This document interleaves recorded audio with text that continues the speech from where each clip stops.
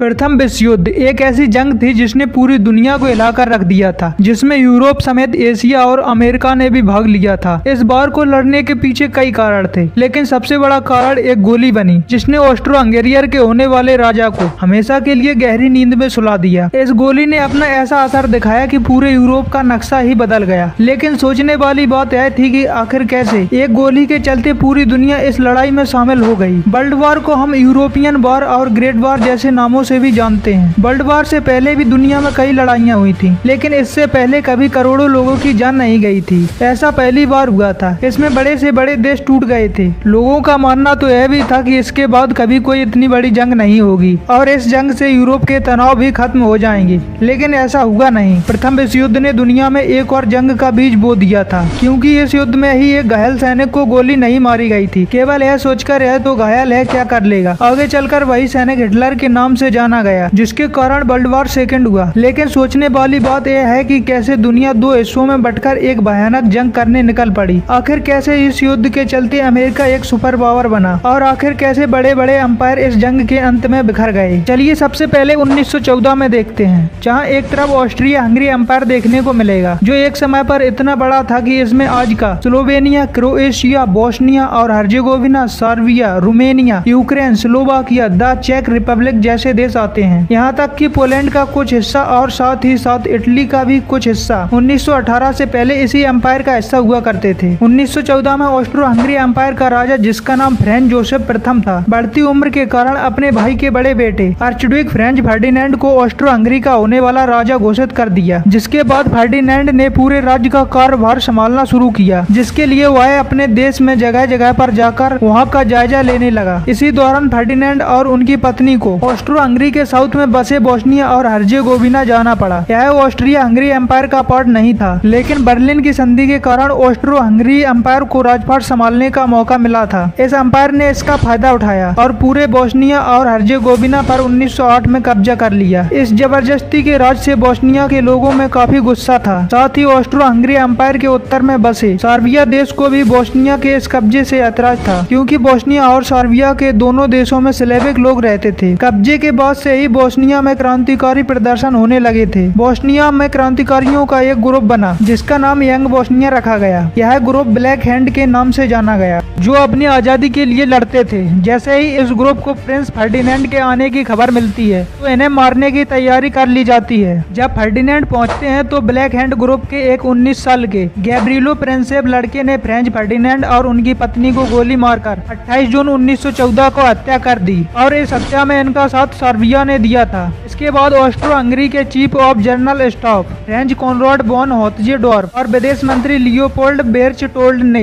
राजा को सुझाव दिया, इतना बड़ा हादसा करवाने के बाद अब हम सर्बिया पर आसानी से कब्जा कर सकते हैं। राजा ने इस बात को मानकर सर्बिया को एक पत्र भेज दिया। इस पत्र में ऐसी शर्तें लिखी थी जो कि एक स्वतंत्र देश कभी भी स्वीकार नहीं करता। इस पत्र में युद्ध की कोई चेतावनी नहीं दी गई थी, लेकिन ये साफ हो चुका था कि इन शर्तों को अस्वीकार करना सीधा जंग का ऐलान है। और कुछ ऐसा ही 25 जुलाई 1914 को सर्बिया ने अपना जवाब भेजा। 28 जुलाई 1914 को ऑस्ट्रो हंगरी ने सर्बिया पर जंग का ऐलान कर दिया। 1914 का समय वो दौर था जब सारे यूरोपियन देश अपने देश को शक्तिशाली करने में लगे हुए थे। यूरोपियन देशों ने पहले से ही युद्ध की तैयारी कर ली थी। 1914 तक सभी देशों ने आपस में गठबंधन कर लिया था, जिसमें दो गठबंधन सबसे पहले थे। इसके अनुसार पहला था ट्रिपल अलायंस, जिसमें जर्मनी, ऑस्ट्रो हंगेरियन एम्पायर और इटली शामिल थे। इस ट्रिपल अलायंस का मुख्य उद्देश्य था कि अगर कोई देश इनमें से किसी पर भी हमला करेंगे, तो ट्रिपल अलायंस के अनुसार ये तीनों देश मिलकर उसके खिलाफ लड़ेंगे। और दूसरा था ट्रिपल औतंत्र। इस गठबंधन में रसिया, यूके और फ्रांस शामिल थे। जब ऑस्ट्रो हंगरी एम्पायर ने सर्बिया पर चढ़ाई शुरू की, तो इटली ने साथ देने से मना कर दिया। उसने कहा कि कोई हमारे ऊपर चढ़ाई करे तब हम साथ मिलकर लड़ेंगे, न कि किसी पर साथ मिलकर आक्रमण करेंगे। इसका मुख्य कारण यह भी था, जब 1911 में इटालो टर्किश वॉर हुई थी, तो इन दोनों देशों ने आने से मना कर दिया था, कहा कि हम आपके पर्सनल मैटर में कुछ नहीं कर सकते। वहीं जब सर्बिया पर मुसीबत आई, तो उसने रसिया से मदद मांगी, लेकिन ऑस्ट्रो हंगरी और रसिया के बीच पहले ही डील हो गई थी कि वो एक दूसरे के बीच नहीं आएंगे। रसिया में स्लेविक लोग ज्यादा रहते थे, उनके दबाव के चलते रसिया को बीच में आना पड़ा। ट्रिपल औतंत्र के तहत रसिया ने यूके और फ्रांस से मदद मांगी, लेकिन उनके जवाब से पहले ही जर्मनी ने फ्रांस पर हमला कर दिया। क्योंकि रसिया और फ्रांस इस पर एक साथ आक्रमण करते, तो वह दोनों तरफ से घिर जाता। जर्मनी ने फ्रांस पर हमला करने के लिए बेल्जियम के रास्ते को चुना। जैसे ही जर्मनी बेल्जियम पर आक्रमण करता है तो यूके बीच में आ जाता है, क्योंकि यूके और बेल्जियम के बीच लंदन की ट्रीटी हो रखी थी।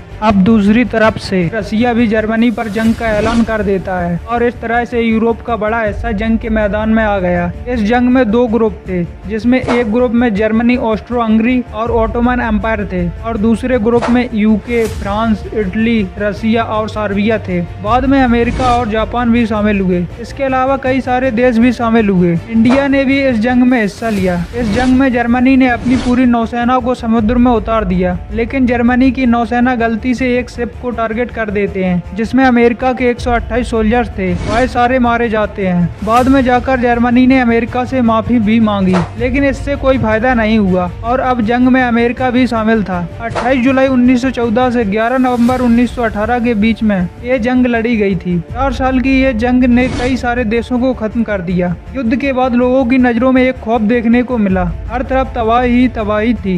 इस युद्ध में कोई जीता कोई हारा, लेकिन अपनों को दोनों तरफ के लोगों ने खोया। यहाँ पर थोड़ा समझना यह भी जरूरी है कि केवल गठबंधन ही जंग का कारण नहीं था। इस समय राष्ट्रवाद, साम्राज्यवाद और सैन्यवाद बहुत तेजी से बढ़ते जा रहे थे। हर देश के राजा से लेकर प्रजा तक की यही सोच थी कि उनका देश महान है, बाकी सब निचले दर्जे के हैं और वो एक दूसरे पर राज्य करना चाहते थे। राष्ट्रवाद जंग का एक बड़ा कारण था। सभी देश अपने देश की जनता में अखबार के द्वारा देश प्रेम और राष्ट्रवाद जगाने की कोशिश कर रहे थे और हुआ भी कुछ ऐसा ही। यूरोपीय देशों के सिविलियंस अपने देश को महान दिखाने के लिए मिलिट्री में शामिल होने लगे और जंग और ज्यादा बड़ी होती गई। 1914 में पूरे यूरोपीय देश अपने देश को बड़ा करने में लगे हुए थे। जो भी देश छोटा और कमजोर दिखता तो उसे अपने देश में शामिल कर लेते। ये देश कब्जा ही नहीं करते थे, बल्कि उनका मकसद धन को भी लूटना होता था, जैसा कि ब्रिटिश ने किया था। ब्रिटिश ने भारत को सोने की चिड़िया के रूप में देखा और भारत पर कब्जा कर लिया। विश्व युद्ध से पहले यूरोपीय देश एशिया और अफ्रीका पर कब्जा करने की दौड़ में लगे हुए थे, जिसमें सबसे आगे ब्रिटेन था। ब्रिटेन ने उस समय ज्यादा जमीन पर कब्जा कर रखा था। यह ज्यादा कब्जा करने की दौड़ भी विश्व युद्ध का कारण बना। विश्व युद्ध होने से पहले तक जर्मनी ने अपनी मिलिट्री को काफी ताकतवर बना लिया था। इसी कारण 1914 की जंग के शुरुआत में जर्मनी काफी ताकतवर भी दिखा, लेकिन इसका ब्रिटेन ने भी मुंहतोड़ जवाब दिया। विश्व युद्ध के कारण सभी देश वित्तीय रूप से बिखर गए थे। सभी देशों ने अपने देश की फिक्र किए बिना खूब पैसा लगाया, जिससे एक गरीबी के दलदल में फंसने लगे। कुल मिलाकर विश्व युद्ध के बाद इन देशों में बहुत इन्फ्लेशन देखा जाने लगा। विश्व युद्ध की जंग के अंत में रसिया में भी क्रांति होना शुरू हो गई थी। इसी समय रसिया में अक्टूबर रेवोल्यूशन भी चला, जहां लेनिन ने रसिया की सत्ता को अपने हाथ में लिया और जंग से पीछे हटा लिया। और इस समय तक जर्मनी की काफी हालत खराब हो गई थी, जिसके कारण जर्मनी ने 11 नवंबर 1918 को आत्मसमर्पण कर दिया और यहीं पर विश्व युद्ध का अंत हुआ। विश्व युद्ध के अंत ने बड़े बड़े सत्ताधारियों को हमेशा के लिए खत्म कर दिया, जिसमें रसिया के जार निकोलस द्वितीय, जर्मनी के केसर विल्हेम द्वितीय, ऑस्ट्रिया के सम्राट चार्ल्स और ऑटोमन साम्राज्य के सुल्तान शामिल थे। इनसे इनका देश छीनकर कई सारे देश बनाए गए। वर्ल्ड वॉर फर्स्ट दुनिया का ऐसा पहला युद्ध था जिसमें लगभग 2 करोड़ लोग मारे गए और लगभग 2 करोड़ 1 लाख घायल हुए थे। मारे गए लोगों में लगभग 97 लाख लोग मिलिट्री के थे और 1 करोड़ से ज्यादा आम नागरिक शामिल थे। 1914 के समय भारत पर ब्रिटेन का राज था, जिसके कारण ब्रिटेन ने लगभग 15 लाख से ज्यादा भारतीय सैनिकों को युद्ध में भेजा था, जिसमें से लगभग 30,000 ही सुरक्षित वापस आए थे।